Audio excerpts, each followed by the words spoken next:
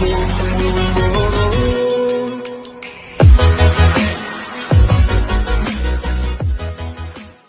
इस लेक्चर में हम डिस्कस करेंगे क्वालिटेटिव प्रॉपर्टीज को।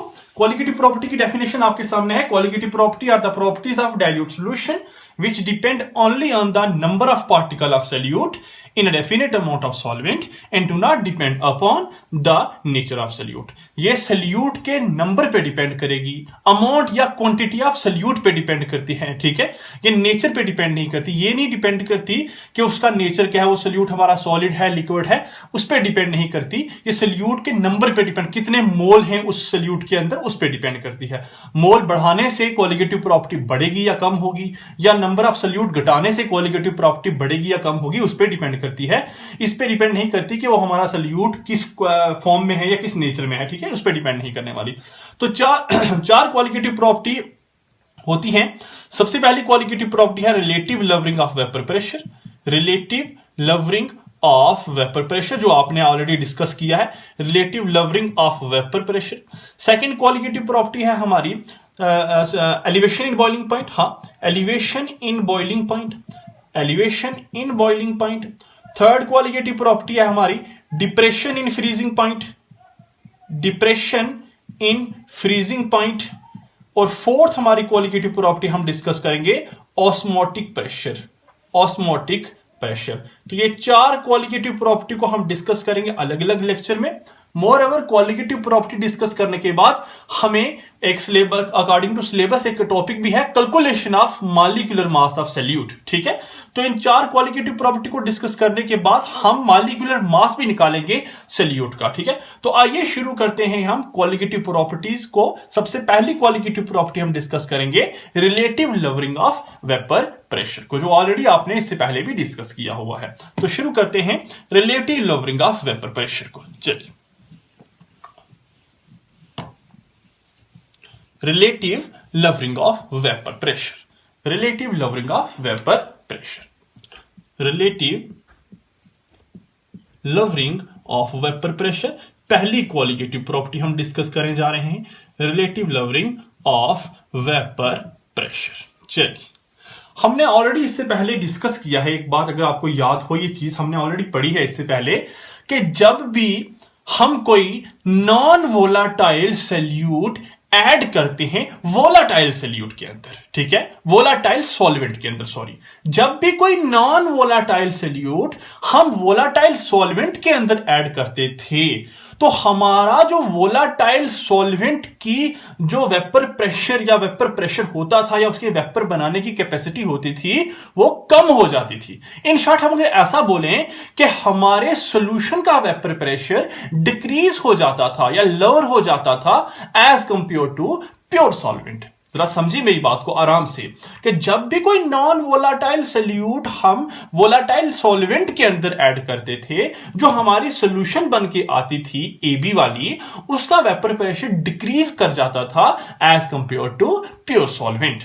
This decrease in vapour pressure is known as relative lowering of vapour pressure, और इसी को तो हम रिलेटिव लवरिंग बोलते थे वेपर प्रेशर की। और अगर आपको याद हो तो मैंने उसके लिए एक डेरिवेशन निकाली थी डिराइव करके, वो किसके बराबर था, P not A minus PA divided by P not A is equal to zeta 2, ठीक है। ये अगर आपको याद हो तो मैंने ये निकाली है इसके लिए डेरिवेशन। आप जरा लेक्चर रिवाइंड करके देख लीजिए, आपको पुराने लेक्चर में, पुरानी वीडियोस में ये सामने के सामने पता चलेगा ये कहां से आया था। और मैंने कहा था ये हमारे प्योर A का वेपर प्रेशर है, ये हमारी सॉल्यूशन का वेपर प्रेशर है, ये हमारी रिलेट किया था हमने प्योर A का वेपर प्रेशर जो मोल फ्रैक्शन ऑफ सॉल्यूट के बराबर आता था। अगर कहीं कहीं किसी बुक्स में ऐसा अगर दिखाई दे गया आपको PA minus PS divided by PA not, तो PA और PS एक ही बात है, बिकॉज हमने कहा था कि हमारी उस सॉल्यूशन में B नॉन वोलाटाइल है और सारा का सारा जो वेपर बन रहा है वो किसकी वजह से बन रहा था, A की वजह से बन रहा था। तो सारा का सारा प्रेशर सॉल्यूशन का किसकी वजह से था, A की वजह से था। दैट्स व्हाई मैंने PA लिखा है। ऐसी कोई बात नहीं, PS की जगह PA लिखिए या PA की जगह आप PS लिखिए। क्लियर है, ठीक है। चलिए अब देखिए जरा आगे। अब इस इक्वेशन को आप मानिए, ये इक्वेशन है हमारी फर्स्ट, और हमने याद अगर आपको होगा हमने इसे क्या कहा था, हमने ऊपर वाली टर्म को कहा था लवरिंग ऑफ वेपर प्रेशर, और इसको होल टर्म को हमने कहा था relative lowering of vapour pressure. अगर मैं इसी इक्वेशन को ऐसा लिख दूं, P A not minus P A divide by P not A is equal to, अच्छा अगर आपको याद होगा जीटा वन क्या है, मोल फ्रैक्शन ऑफ सॉल्वेंट, जो किसके बराबर है, मोल फ्रैक्शन ऑफ सॉल्वेंट किसके बराबर है, वो हमारा है number of moles of solvent divided by number of mole of solution. ठीक है, अगर जीटा टू की बात चलेगी तो वो किसके बराबर है, number of mole of solute divided by number of moles of solution. ठीक है, तो मैं जीटा टू की जगह पे आराम से ये इक्वेशन पुट कर सकता हूं, बिल्कुल ठीक है, n2 divided by n1 plus n2। ठीक है, देखिए ये इक्वेशन हमारी हुई सेकंड, इस इक्वेशन को हम कहते हैं सेकंड इक्वेशन। अब जरा बताइए आप, अब जरा आप देखिए, this is relative lowering of vapour pressure. The relative lowering of vapor pressure is directly proportional to N2। ठीक है, relative lowering of vapor pressure is directly proportional to N2। What is N2? N है number of mole, और 2 लिखते हैं किसके लिए, salute के लिए। The relative lowering of vapor pressure is directly proportional to number of solute particle, number of solute particle.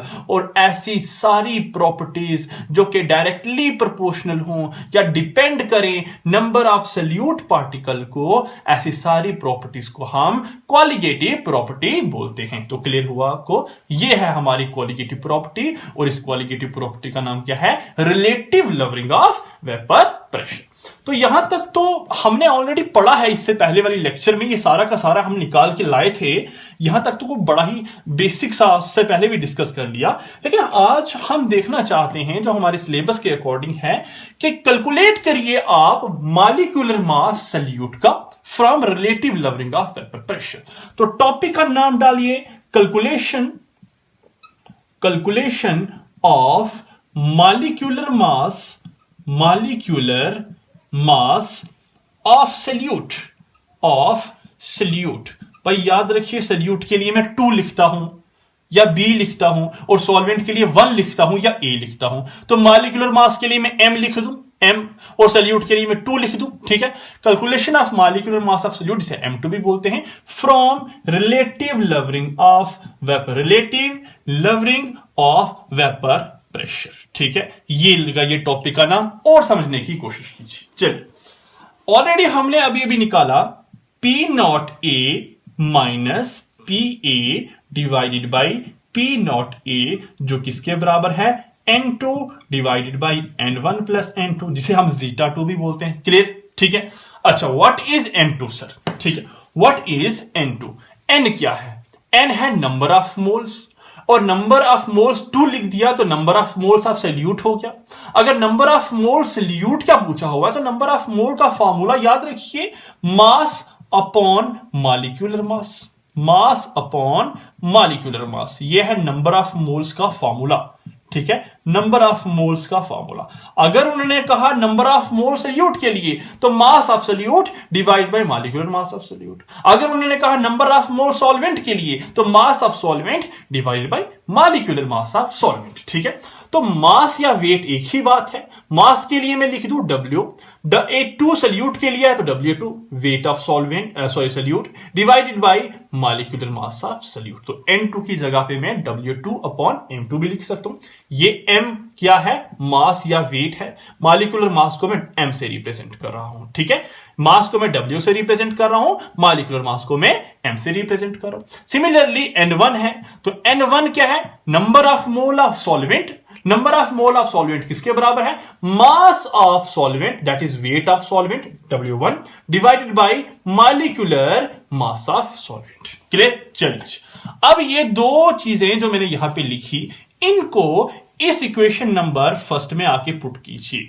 तो equation number first में पुट करेंगे तो P not A minus P A divided by P not A is equal to N2 की जगह क्या put करना है बच्चे, W2 डिवाइडेड बाई m2 और n1 की जगह क्या है W1 divided by m1 plus कीजिए W2 डिवाइडेड बाई m2। देखिए जरा, देखिए बस जहां जहां n2 था वहां वहां n2 पुट किया, जहां जहां n1 था वहां वहां मैंने n1 पुट किया। क्लियर है? चलिए इक्वेशन नंबर सेकंड बोल दीजिए। इक्वेशन नंबर सेकंड, अच्छा डेफिनेशन लिखते समय कॉलिगेटिव प्रॉपर्टी की मैंने कहा था कि कॉलिगेटिव प्रॉपर्टी जो होती है वो होती है डाइल्यूट सॉल्यूशन के लिए। किसके लिए?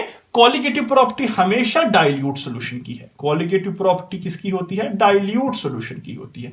तो अगर डाइल्यूट सॉल्यूशन है, ऊपर आप देख लीजिए n2 हमारा सॉल्वेंट नहीं सॉल्यूट है और नीचे n1 प्लस n2 सॉल्यूशन है। ठीक है, मैं दोबारा से लिखता हूं, इसी पॉइंट को मैं यहां ला रहा हूं, n2 divided by n1 plus n2। ठीक है, ये क्या है हमारा? ये हमारा है सॉल्यूट और नीचे हमारा दोनों क्या है? दोनों मिला के हमारा सॉल्यूशन बनता है। अब सॉल्यूशन अगर डाइल्यूट होगी, अगर सॉल्यूशन डाइल्यूट होगी तो इसका मतलब सॉल्यूशन में किसकी क्वांटिटी कम है? सॉल्यूशन में सॉल्यूट की क्वांटिटी कम है। भाई अगर आपको बोले कि चीनी कम डालो पानी के अंदर तो जो शरबत बन के आएगा वो कम मीठा होगा। कम मीठा क्यों है? बिकॉज वो डाइल्यूट है। अगर चीनी ज्यादा डाल दी ज्यादा मीठा होगा। वो क्यों ज्यादा मीठा? बिकॉज वो कंसंट्रेटेड है। तो डाइल्यूट सॉल्यूशन के लिए हमारा जो सॉल्यूट होता है वो कम होता है। तो सॉल्यूट अगर कम है, क्यों ना मैं उसे निगलेक्ट कर दूं। ठीक है, तो डाइल्यूट सॉल्यूशन के लिए हम सॉल्यूशन से n2 को निगलेक्ट करते हैं, नंबर ऑफ सॉल्यूट पार्टिकल को निगलेक्ट कर देते हैं। तो कम है तो क्यों रखना? निगलेक्ट कर दिया। ठीक है, तो for dilute solution n2 is neglected. n2 को हमने निगलेक्ट किया, तो जैसे ही m2 को निगलेक्ट किया, इक्वेशन नंबर फर्स्ट कैसे बन के आई? इक्वेशन नंबर फर्स्ट ऐसे बन के आई, P not A minus PA divided by P not A is equal to n2 divided by n1। मानते हैं आप इस बात को? ठीक है, तो n2 निगलेक्ट हो गया ना, तो ये इक्वेशन नंबर थर्ड हमारी निकल के आ गई सामने बाहर। चलिए इक्वेशन नंबर जैसे ही थर्ड आई, अब इस इक्वेशन में आप जरा पुट कर लो, कहां? n2 और n1 की वैल्यू। इसी इक्वेशन में हम n2 और n1 की वैल्यू जब पुट करेंगे तो हमें आएगा निकल के सामने क्या? जरा देखिए, हमें n2 की जगह आएगा W2 upon m2 divided by n1 की जगह W1 upon m1। Equation number fourth बोल लो इसे। अच्छा, अब क्या कर सकता हूं मैं? इसी इक्वेशन को, बस बिल्कुल यही इक्वेशन है, इसी इक्वेशन को मैं ऐसा भी लिख सकता हूं, P not A minus PA divided by P not A। ठीक है, अब जहां W2 डिवाइड बाई M2 है, तो ये है W2 डिवाइडेड बाई M2। कुछ किया मैंने? कुछ भी नहीं किया, वहां भी डिवाइड यहां भी डिवाइड। अब इसी को मैं उठा के ऊपर ले जाता हूं, तो जो M1 है वो ऊपर चला जाएगा ना, आराम से M1 चला जाएगा ऊपर और हमारा नीचे आ जाएगा W1। क्लियर है? तो ये हुआ equation number fourth, can be rewrite as, ठीक है, जैसे मैंने ये लिखा है। अब यहां से हमें क्या निकालना है? अब देखिए इस इक्वेशन, बड़ी इंपॉर्टेंट इक्वेशन है, इसी इक्वेशन से सब निकलने वाला है। इस इक्वेशन से हमें निकालना है मॉलिक्यूलर मास ऑफ सॉल्यूट। तो मॉलिक्यूलर मास ऑफ सॉल्यूट मतलब m2। अगर मॉलिक्यूलर मास बचे सॉल्वेंट का पूछते तो m1 होता, मॉलिक्यूलर मास ऑफ सॉल्यूट मतलब m2। तो ये है ना m2। बस क्या कीजिए, इस m2 को यहां से उठाइए, यहां ले आइए, और इस पूरे को उठाइए, यहां ले आइए। तो जैसे ही मैं m2 को यहां से यहां ले गया, m2 divided by is equal to W2 multiply by M1। Clear है?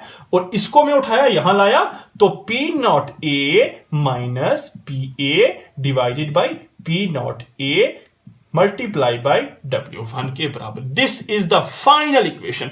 बस ये इक्वेशन आप पुट कर लीजिए। इस इक्वेशन को पुट करके आप सबके मास वगैरह निकालेंगे। मास निकालने से आप मॉलिक्यूलर मास अपने सॉल्यूट का निकाल सकते हैं। क्लियर हुआ? तो ये थी final equation from which we can calculate the molecular mass of solute. Moreover एक और बात याद रखिए, एक और बात याद रखिए, जो यहां M2 है और आप देखिए M2 क्या है? मॉलिक्यूलर मास किसका? सॉल्यूट का। और ये P not A minus PA ये कहां पे है? ये नीचे है, इज इनवर्स, ये नीचे है ना, डिवाइड नीचे है।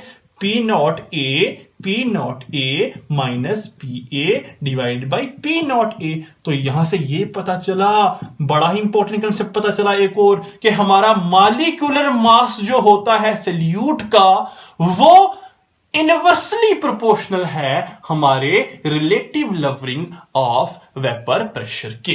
ठीक है, ऐसा क्या कि जितना आप सल्यूट का मॉलिक्यूलर मास बढ़ाओगे या जितना आप सल्यूट बढ़ाओगे उतनी ही आपकी जो वेपर प्रेशर होगा, वेपर की जो प्रेशर बनने वाला है वो कम होगा। ठीक है, जितना आप बढ़ाते जाओगे, क्योंकि नॉन वोलाटाइल आप डाल रहे हो ना बच्चे, तो जितना नॉन वोलाटाइल सल्यूट डालते जाओगे, मतलब जितना मॉलिक्यूलर मास बढ़ाते जाओगे उतनी ही आपकी लवरिंग होगी वेपर प्रेशर की। तो यहां से ये कंसेप्ट भी निकल के सामने आया। This is all about the relative lowering of vapour pressure, first qualitative property. कल डिस्कस करेंगे नेक्स्ट क्वालिटेटिव प्रॉपर्टी को। Thank you.